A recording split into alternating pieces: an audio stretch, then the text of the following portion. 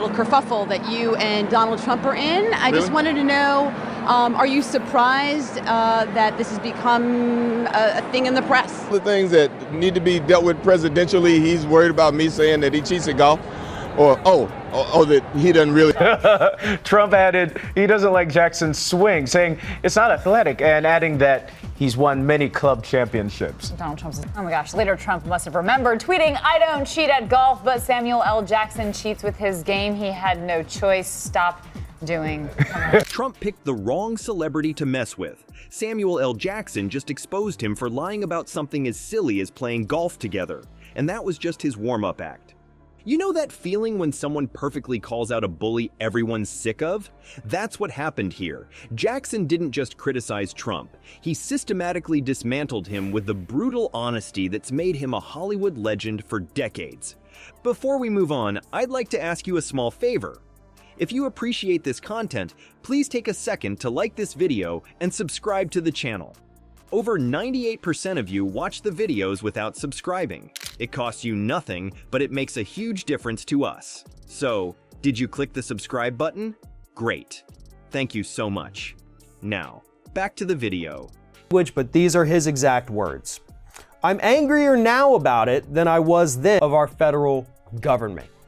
And Jackson, who grew up during the time of segregation in Tennessee in the 50s and 60s, understands a lot. Actor Samuel L. Jackson recently sat down for an interview with Esquire magazine where he did not hold anything back when giving his thoughts on not just the current administration, but pretty much the Republicans at the top about what it means to be oppressed, what it means to be treated as not quite a human being.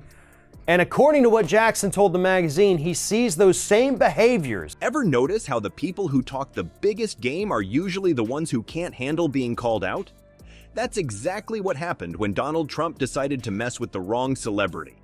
Samuel L. Jackson, you know, just one of the most respected actors in Hollywood, casually mentioned during an interview that Trump cheats at golf. Most normal humans would either laugh it off or maybe say, nah, that's not true, and move on with their lives. But not Trump. Oh no, that would be way too reasonable for the orange former president. Instead of doing what any sensible person would do, Trump went completely nuclear. He fired off one of his infamous tweets claiming he doesn't know Samuel Jackson and has never played golf with him. Donald Trump proving that even though he is running for president, there is no Twitter feud that is too small for him. So actor Samuel L. Jackson was asked in an interview, who's a better golfer, he or Trump? He took to Twitter, and Trump tweeted here, I don't know Samuel L. Jackson, to the best of my knowledge. I haven't played golf with him, and think he does too many TV commercials. Boring, not a fan. Okay, so Jackson responded by saying, oh, I am, for sure, I don't cheat. Trump apparently caught wind of this and did what he normally does when he gets annoyed by somebody, and Classic Trump move, deny, deny, deny, even when there's mountains of evidence against you. But poor Donnie didn't realize who he was messing with. This wasn't just any celebrity, this was Samuel L. Jackson, and he came prepared with receipts. And when I say receipts, I mean actual physical proof. During a follow-up interview, Jackson calmly pulled out an actual bill from Trump's golf club. Let me find something that might help me with that, Jackson said before revealing the evidence on camera. Let me see, can we get this on camera? Would that be a bill from Trump National? I think it is. You can almost picture Trump's face turning even more orange with embarrassment when this happened. But wait, it gets better. Jackson wasn't done exposing Trump's ridiculous lies. Oh, this. Let me see. Can we get this on camera? Would that be a bill from Trump National? I think it is. Why do you think he's saying? I don't know. I don't care. They know me. Is that what the deal is? Wow, that's awful. Let me see. Let me fix that. Let me find something that might help me with that. Yeah, come on, he has to say, whatever he has to say, he has to say. You know, and it's one of those interesting things that he called me one day to play golf, not to play with him, but to play with a friend of his. And I went to play with that friend of his, and that friend of his turned out to be Bill Clinton. He dropped another bombshell that made Trump look even more foolish. He called me one day to play golf, Jackson revealed. Not to play with him, but to play with a friend of his. And I went to play with that friend of his, and that friend of his turned out to be Bill Clinton. Imagine being so desperate to deny knowing someone that you forget you literally arranged for them to play golf with a former president. That's some next-level forgetfulness there, Trump. What makes this takedown so beautiful is Jackson's delivery. There was no screaming or ranting, just that signature Samuel L. Jackson calm but deadly approach. He didn't need to yell or get worked up. He just sat there, cool as a cucumber, systematically dismantling Trump's lies one by one. It's like watching a master chess player against someone who's still figuring out how the pieces move. The contrast between the two men couldn't be more stark. On one side, you have Jackson, collected, factual, and armed with proof. On the other side, there's Trump, posting all-caps rage tweets and desperately trying to rewrite reality.